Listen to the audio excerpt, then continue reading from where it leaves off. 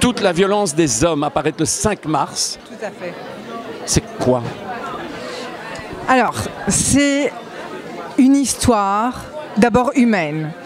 On part sur quelque chose de très classique, un meurtre. Le corps d'une jeune femme d'origine croate est découvert dans un appartement à Bruxelles. L'enquête de police arrête très vite un jeune homme, c'est un artiste peintre, il est lui aussi croate et tout l'accuse.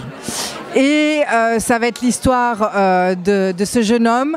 On va découvrir dans son atelier entre autres de marques de sang, empreintes qui accusent justement et qui... Voilà. On va découvrir des croquis de fresques. Tu sais, ces fresques qu'on a découvertes dans les rues de Bruxelles sur les murs et dont on ignorait quel était l'auteur. Ouais. Voilà, tout ce mystère autour de l'auteur de nombreuses fresques sur les murs de Bruxelles. Ça se passe dans un quartier bien défini ou ça se passe Ça se passe en Bruxelles, Saint-Gilles, Anderlecht, à XL. Ce manuscrit que je vais dévorer, est-ce que pour une fois il y a un passage qui se passe chez Filigrane? Non, je ne pense pas. Mais il peut encore l'ajouter s'il veut.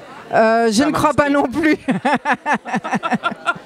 Bon, pardon. Et donc, voilà, donc enquête. C'est aussi un récit qui m'enseigne la grande histoire, puisque ce jeune homme est d'origine croate et on vit à travers lui le conflit en Croatie, l'attaque des Serbes, etc. Et puis aussi, c'est surtout une très belle rencontre entre ce jeune accusé et la directrice d'un centre psychiatrique dans lequel il va être interné pour savoir s'il est ou non responsable de ses actes. Et cette directrice est une femme rigide, autoritaire, indépendante, qui a un tempérament d'acier. Mais alors la rencontre de ces deux personnages, c'est juste du bonheur, on les adore, ils sont à l'opposé l'un de l'autre et c'est incroyable.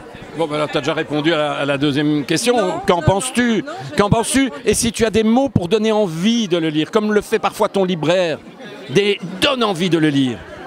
Alors d'abord, bon, c'est vrai que je viens de le dire, mais ces personnages sont des personnages hyper attachants. On lit le livre, on tourne les pages et tu sais, c'est comme des individus dont tu fais connaissance et tu as tout de suite un coup de cœur immédiat parce qu'ils sont vivants, ils ont une vraie épaisseur psychologique. Et puis tu te demandes si c'est ce jeune artiste de peintre que tu aimes tellement, est-ce qu'il a vraiment tué cette femme? Tu as envie de savoir s'il l'a tué, pourquoi? Parce que c'est pas possible qu'il ait tué, c'est pas un crime crapuleux. Et s'il l'a pas tué, alors qui l'a tué et pourquoi aussi? Enfin bon, bref, c'est un page turner.